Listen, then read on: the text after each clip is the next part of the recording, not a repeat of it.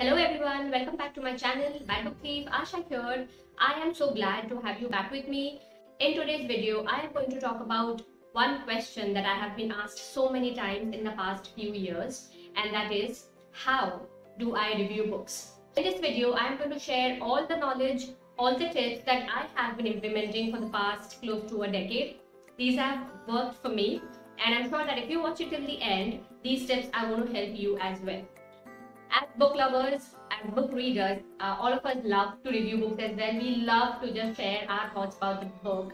I think it just makes sense and becomes so much more meaningful if we just know how to go about doing things without having to go through all the hassles of research. I have been reviewing books for close to a decade now. When I started off, I didn't know, how you're supposed to write reviews, what you're supposed to share, what you're not supposed to share. I just learned it over the time. A few times when I got reprimanded, when a few times when I got criticized, for the way I was reviewing books. In my opinion, I felt that was right, but every criticism comes with some bit of wisdom, some bit of knowledge, and some room for improvement, and I took it up positively and I implemented all those, and today I can say that I am happy with the way I review books because readers love it.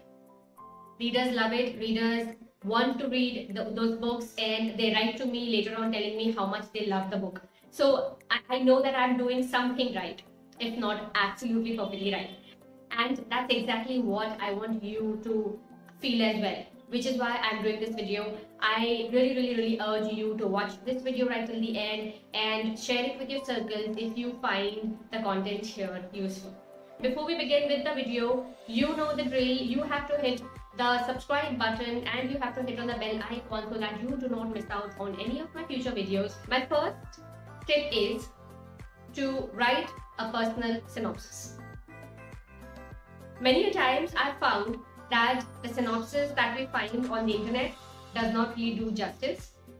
The book is altogether different compared to what the synopsis promises. So this immensely helps the readers if you write down your own synopsis of the book now that you've read it, and write it exactly the way you felt it. Okay, so if the plot is A and if you feel that the synopsis on the internet is a plot B, rectify it. Give the right synopsis and avoid copying down the synopsis right the way it is on the internet. Tip number 2, the point of view. Now this is a very important aspect of writing down a book review. Okay, and it is something that I find most book reviewers missing in their reviews. Okay, for some or the other reason, they tend to forget to write down the point of view from which the book was written down. This is really important in order to understand what was the thought process of the author while he or she was writing down the book. When you're writing down a book review, understand what's the point of view of the book and write down that. Inform the readers about it. If it is a third person narration, mention that. If it is a first person point of view, mention that.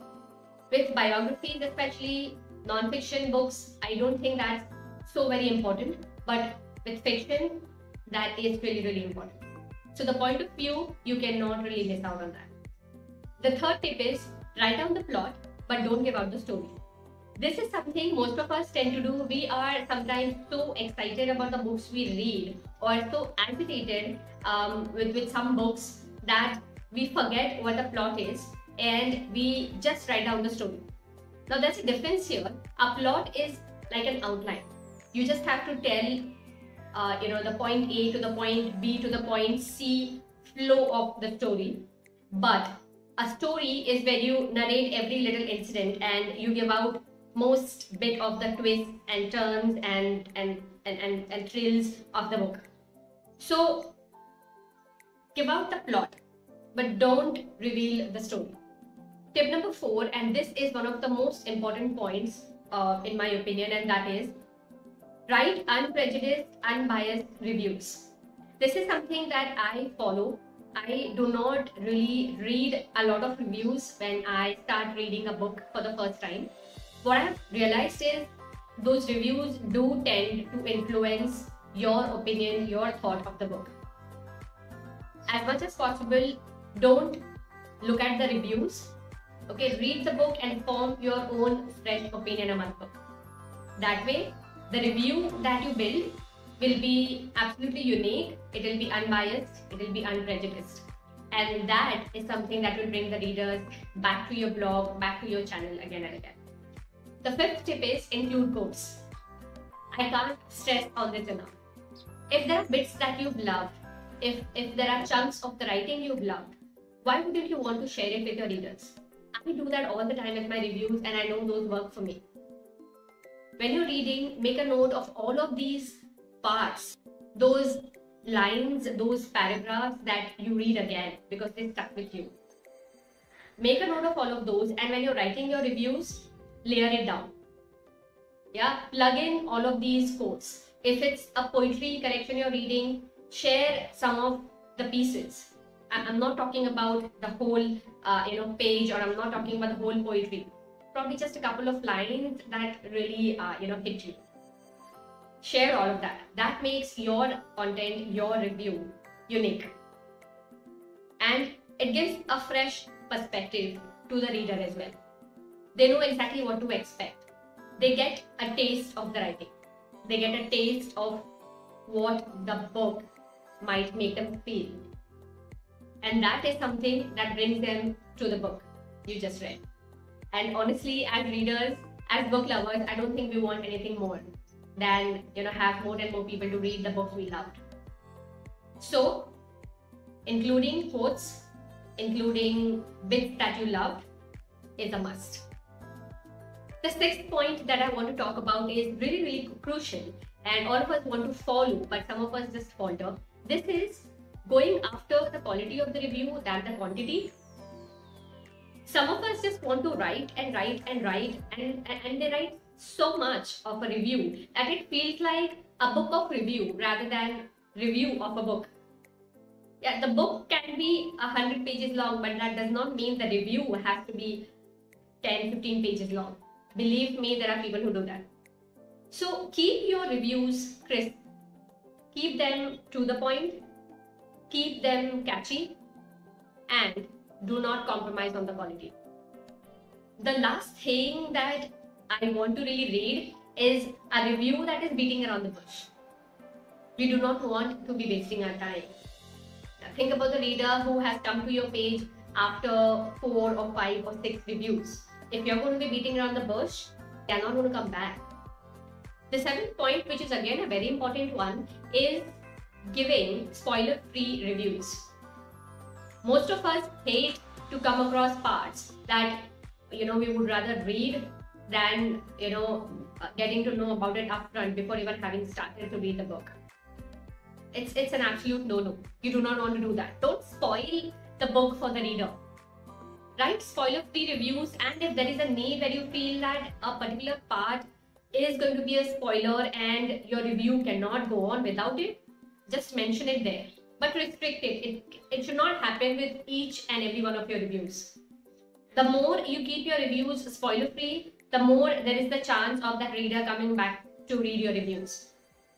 If I know that I'm coming to your blog and I'm going to find something about the book that I'd rather not found out before starting to read the book, I'll probably think twice before hitting your page again. Eighth, and another very important point in my mind, is that reviews that compare. Okay, they don't work for me. I try and avoid that in my reviews as much as possible. So, when I say reviews that compare, by that I mean try and avoid comparing books in a review. Let the reader himself, herself, find out if the book is similar to something, if it is dissimilar to something, or if the plot matches with something else. Don't spoil the reading experience for the reader already. Point I think, which is again very, very important, is trying to maintain a balance between the pros and the cons. Some books may have more of pros, some may have more of cons. Not all the books are the same. But trying to maintain a balance between the both might give just a fair idea of what the book is like to a reader. If you didn't like the book too much, or if you liked a book very much, once again, you are kind of influencing the reader's opinion. You want to balance it out. If you go overboard talking about just the pros and you are demeriting the cons, you are again influencing the reader. There are sometimes such reviews where the reviewer has gone on and on about something they like and very subtly mentioned something they didn't like, which was very, very important for the reader to know. And finally, the last point that I really kept for the end, because this is something that I really want all my viewers to remember, and that is to be really humble, really modest of the author's hard work. Yeah, some recognition is all they ask. Yes, there are times we hate the book we read. There are times we hate the characters, and there are times we cannot make the head or the tail of the book we read. But we can definitely go subtle about it. Remember one thing, and that is this is an author's hard work. It is somebody's creative work, creative effort come to life. And everybody grows in the process. Everybody learns. They are just learning, probably. So the least we can do is be humble about it, share constructive feedback. We need not scream from the top of buildings that we hated the book so much. And I cringe when I read, abusive reviews. I hate it when I come across reviews where the authors have been badgered for their books. Is it really worth it? We are book reviewers. We are not monsters. So sure, I really wanted to share all of these tips with you because I have been following these for the past so many years. And like I said, that they have been mighty helpful to me. Trust me, these are lessons learned hard.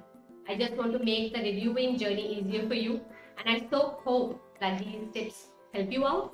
This is a book lover's very humble attempt at helping the masses learn something from her own experience. So if there are things that you don't agree with, please forgive me.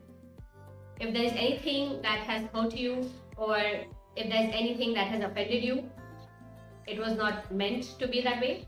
So once again, I do apologize.